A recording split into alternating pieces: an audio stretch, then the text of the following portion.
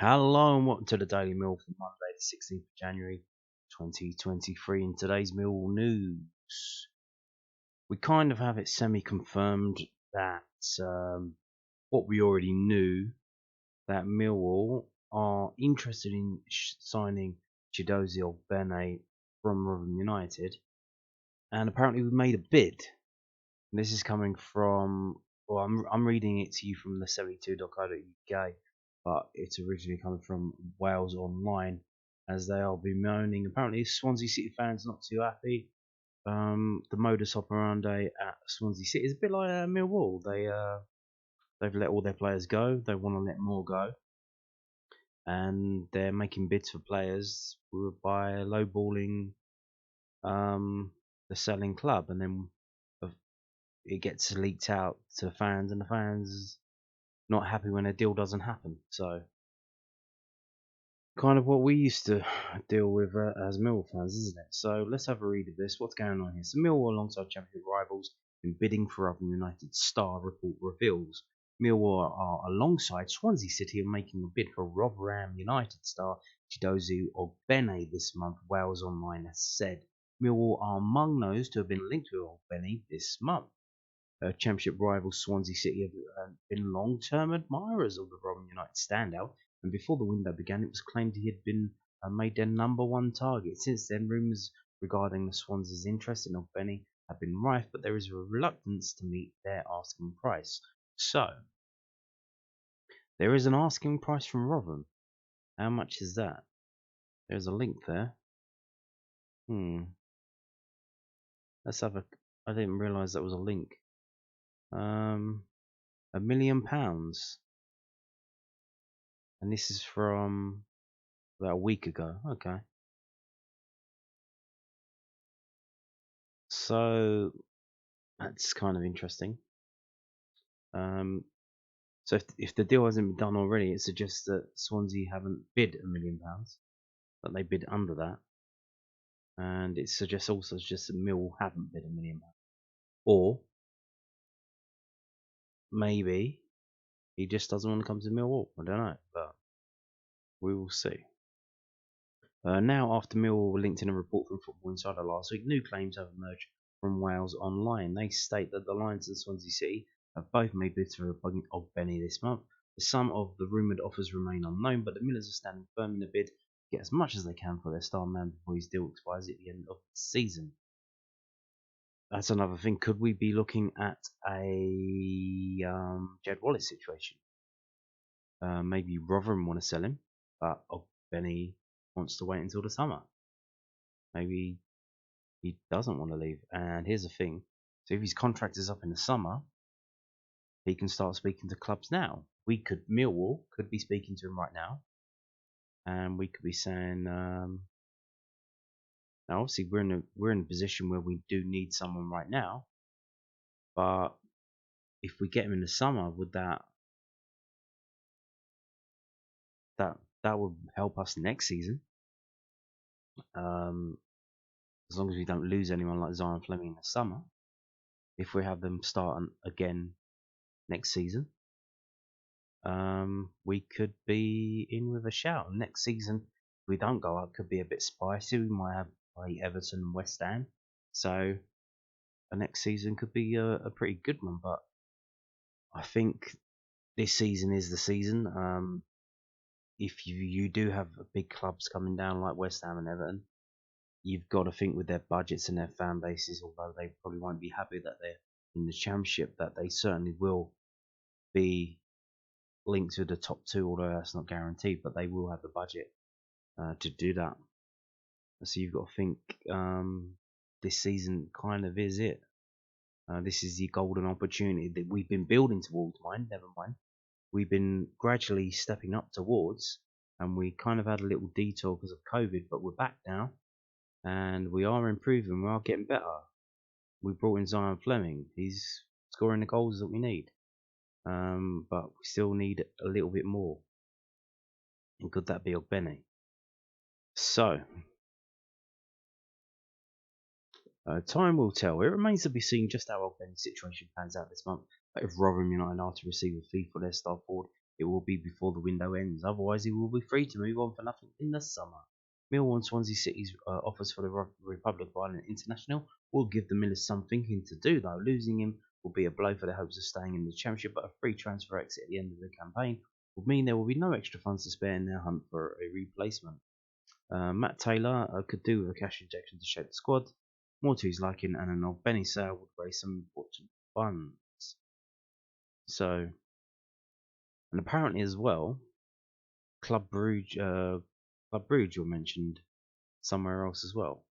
But apparently they're saying the fee was 2 million, but we just heard it was 1 million for Swansea. So I guess maybe it was 2 million in the summer. Now that's gone down. I don't know. It might be that. That might be the thinking. Maybe if both clubs, Swansea and Millwall, are lowballing Rotherham for Ogbene, maybe they'll wait until literally Tuesday the 31st of January, and then those lowball offers are going to look pretty tasty for Rotherham. But then if you're Ogbene, why would you want to do that? Unless, like I said, the clubs are talking to Ogbene, because they can talk to him because his contract is up in the summer. They can speak to him, and they can say, look, this is our game plan. We're going to do this. We're going to try and get you in, blah, blah, blah. So don't worry. We still want you.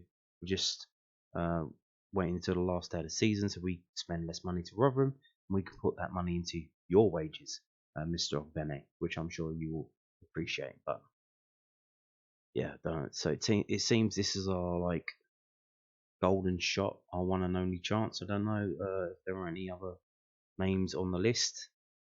If we do start hearing other names start popping up, it probably means that the Ogbene deal's gone cold, that it's gone off the boil, and that we've moved on. But at the moment, all we're hearing is Ogbene, Chiedozie Ogbene. So there you go. We got some more comments, post-match comments about the Middlesbrough game.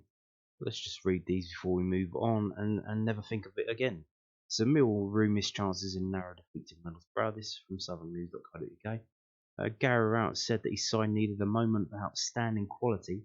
They were to avoid a defeat on Teesside. Gary Rowett admitted the Millwall made to pay for their missed chances against Middlebrough on Saturday afternoon. The host limited the Lions to a small number of chances, although they were able to put goalkeeper Zach Steffen under a huge amount of pressure across the 90 minutes. They managed just 2 shots on target from 4 in total, registering an XG 0.61, which was more than their opponents, 0.47. Yeah, I told you yesterday, all 23 people who watched the video. I know you don't like watching the stats videos, but we did actually get a better XG than them, interestingly. It's been a running theme in many of Millwall's away matches as well as some of their games at the Den, and it is a major reason why Rowett is so keen to add more attacking quality and depth to his squad in the January transfer window. However, he explained that fine margins ultimately earned him Borough to win at the Riverside Stadium, and that little bit more luck could have seen his side walk away with a positive result from a difficult trip to Teesside.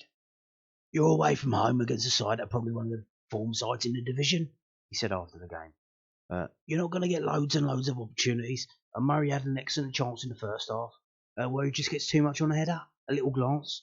I think it goes in. Brad has had exactly the same thing in the second half.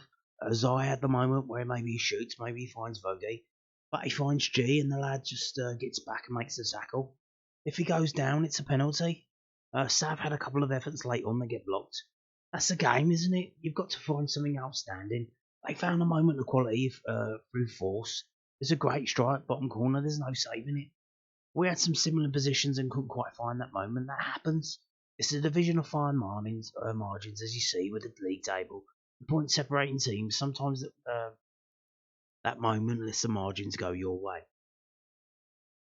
Indeed, like I said, it was no defeat is a good defeat, but that was as good a defeat as you're going to get. We narrowly lost.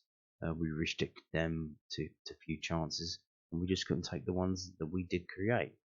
You could point the finger at the team selection. The subs came on and did very well when they came on. So, could they have been brought on earlier? I don't know, but there you go.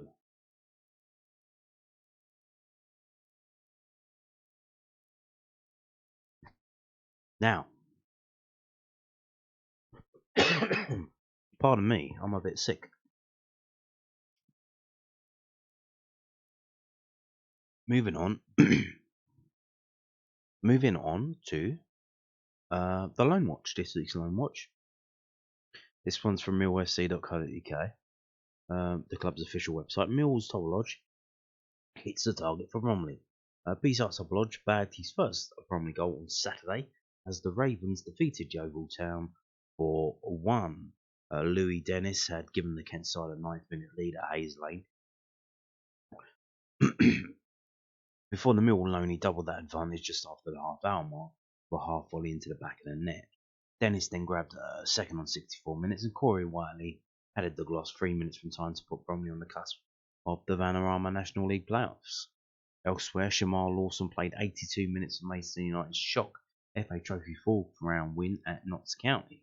With the score at 2-2, the Stones were victorious 6-5 on penalty kicks to advance to round 5, with the draw made on Monday afternoon, which is today, and I don't know how they did. Alex Mitchell, meanwhile, was withdrawn at half-time at St Johnstone's 4-2 home defeat by Livingston in the cinch Premiership. The Saints were 3-0 down at the break, and despite bringing the score back to 3-2, James Penrice's goal of 81 minutes of the clock condemned Callum Davidson's side to defeat. The Saints, St Johnstone were losing 3-0 at half-time, and Alex Mitchell was one of 3 players yanked off. 3 substitutions made at half-time. It's a bit of a theme for Callum Davidson's sides. Quite often he does make changes halfway through the first half to change the formation. I think he probably sets his sides up a bit wrong. The formation he doesn't get right, and he's not quick to change things. He'll make a sub at halfway through the first half, and he made three changes at half time for the sub for St Johnstone. I don't know if that's because Alex Mitchell wasn't playing well, or if he just needed to change formation, change it up. I don't know what's going on. And it nearly worked. They go back to 3-2, and then they ended up losing 4-2. So, but at least you give it a go, don't you?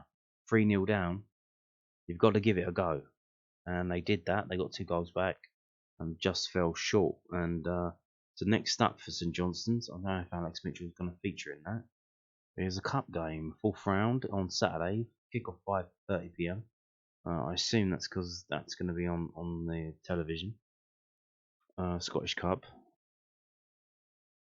And for the other 2 as well, they're playing on Saturday. So there you go. But if you wanted to watch Besart Topalloj's goal, there is a site. It's a new site called nationalleaguetv.com, and it's basically the National League have set up with the help, I think, of BT Sport, their own kind of iFollow style situation. And I think you pay like a match pass to view certain games that aren't on BT Sport. You can watch them live, which is kind of crazy when you consider. But there are some big teams in that league now. They get some big crowds there. During the World Cup break, I think the record was set actually in a Notts County game, I believe, because there was no football and people wanted to go to football, and this was the biggest league still going.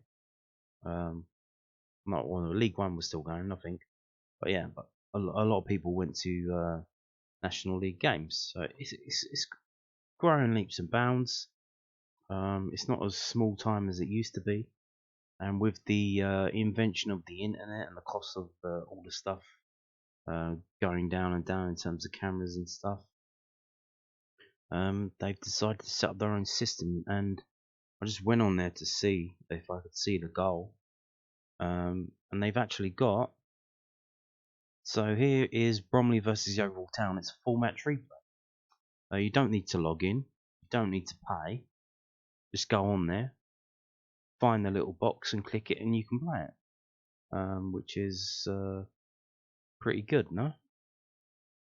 So yeah, so if you wanted to watch that game in its entirety, full match replay, there it is. A day later, quite incredible for the what is the 5th league in this country. The strength and depth of footballing contests in England is unrivaled around the world, I believe.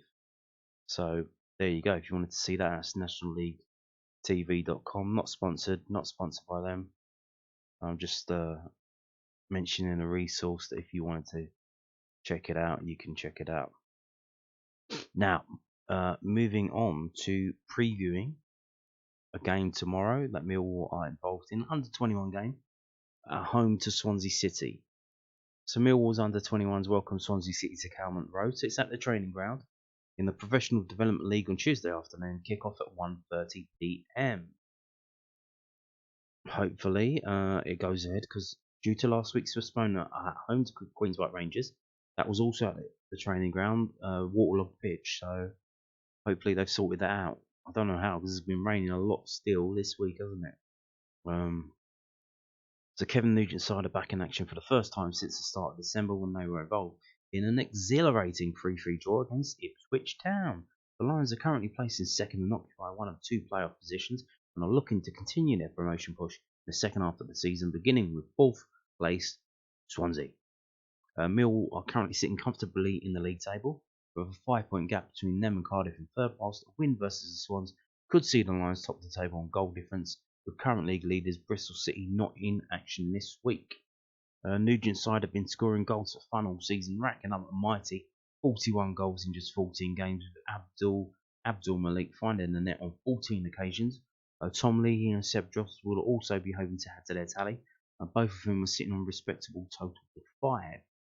Two of Dross's coming in the previous match against the Tractor Boys. The Lions have lost just 2 games all season and are unbeaten on home territory.